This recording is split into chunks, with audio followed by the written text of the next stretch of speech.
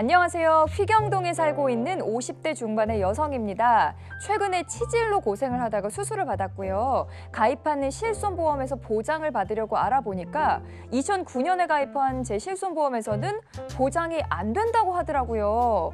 보험은 옛날 보험이 더 좋다고 들었는데 왜 제 실손보험에서는 보장이 안 되는 건가요?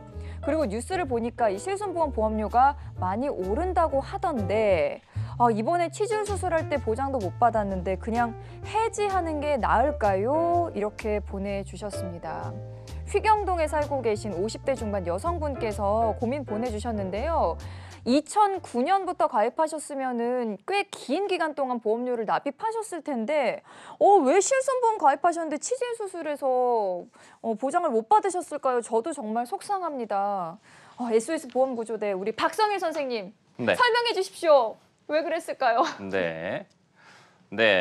50대, 휘경동에 사시는 50대 여성분의 사연을 보니까 저도 동병상련의 아픔을 좀 느낀 것 같습니다. 저도 이제 그쪽 관련해서 한번 치료를 받아봤는데 사실은 많은 분들이 보험은 예전 보험이 좋은 거 아니야? 라고 생각하시는 분들이 굉장히 많으실 거예요. 그럼 과연 그런지 한번 좀 생각을 해보실 필요가 있을 것 같습니다.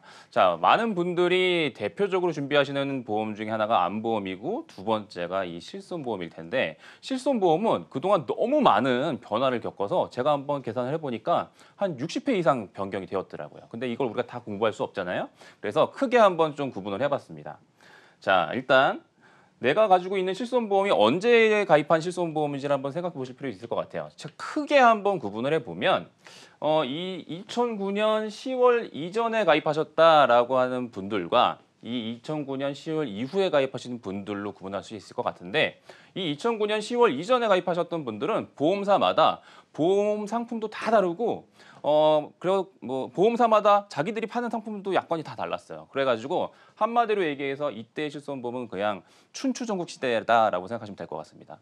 그럼 이 이후에는 너무 복잡하니까 나라가 다 통일을 시켜버린 거예요. 그래가지고 이때부터는 통일 실손 시대다라고 이해하시면 좋을 것 같습니다. 그런데 그리고 통일 실손 시대이지만 우리가 뭐 통일신라에서 고려되고 고려에서 조선되고 지금 대한민국 된 것처럼 실손보험도 마찬가지로 쭉 변화를 해왔는데 그러면 도대체 내가 가지고 있는 실손보험이 아까 시청자님이 궁금해하셨던 치질 같은 것들 이런 것들은 보장이 되는지 한번 좀 알아보도록 하시죠. 자, 표준화 이전 실손, 그러니까 2009년 10월 이전에 가입하셨던 실손들이 우리가 궁금해하는 질병들이 되는지 안 되는지 한번 제가 한번 확인해 보도록 하겠습니다. 대표적으로 많은 분들이 뭐 삐시거나 어디 좀 허리 삐끗하시게 되면 찾는 곳이 어디죠? 보통 한의원을 많이 가십니다. 한의원 가셔서 내가 침 맞고 하는 거 되냐? 이런 거 궁금해하시는 분들 굉장히 많으시거든요.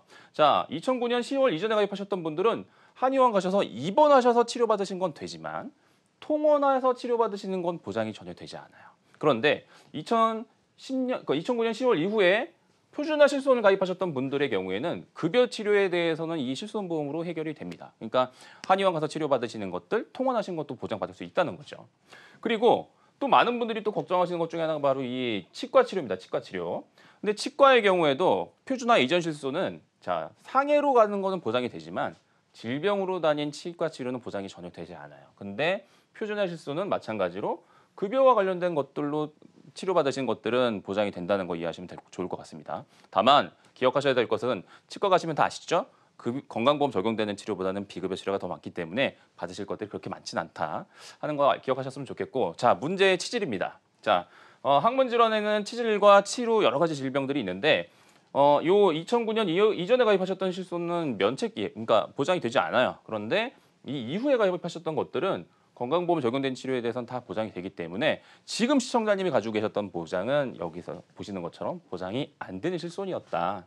그리고 또 많은 분들이 또 궁금해하시는 것 중에 하나가 요즘에 사회가 워낙 스트레스가 많은 세상이 되다 보니까 이제 또 심리치료 받으시는 분들도 많이 계시죠. 그런데 과거의 실손 같은 경우는 치매가 아니면 보장이 전혀 되지 않았는데 요즘에는 이렇게 정신과 관련된 그러니까 상담소는 아니고 그러니까 병원에서 우울증 치료 받으시는 분들 굉장히 많잖아요. 그런 것들에 대해선 요즘 실손 같은 경우는 보장이 된다라고 이해하시면 좋을 것 같습니다. 자, 그러면 예전 실손은 점점 그러니까 이렇게 변화하고 있는 세상에서 요즘 트렌드나 아니면은 점점 새롭게 생기고 있는 질병에 대해서는 오히려 예전 실손은 쫓아오지 못하는 경우들도 있고 또 과거의 실손이 가지고 있는 가장 큰 문제는 저희들이 자주 말씀드리지만 그러니까 본인 부담금이 너무 작다 보니까 그러니까 보험료 갱신이 너무 많이 되는 거예요. 그래서 아마 많은 분들이 지금 인터넷에서 보시게 되면은 뭐 올해도 실손보험이 얼마 올랐다라는 기사를 지금 몇 년째 보고 계실 겁니다. 그래서 이제 착한 실손 이제 2017년 4월 이후로 판매되고 있는 착한 실손으로 바꿀까 말까를 고민하시는 분들이 굉장히 많으실 텐데 바꾸는 게 좋을까요? 한번 좀 생각을 해보시죠. 일단 바꾸시는 데 있어서 고민하실 필요가 있습니다. 왜냐하면 내가 만약에 건강에 이미 이상이 있다라고 하면 바꾸시는 거에 대해서 좀 더 고민하실 필요가 있으실 것 같고 만약에 내가 건강해가지고 새로 바꿀 필요가 있다. 그러면 내가 기존에 가입했던 보험 그대로 그 회사로 옮기실 것이 아니라 좀 비교를 해보시죠.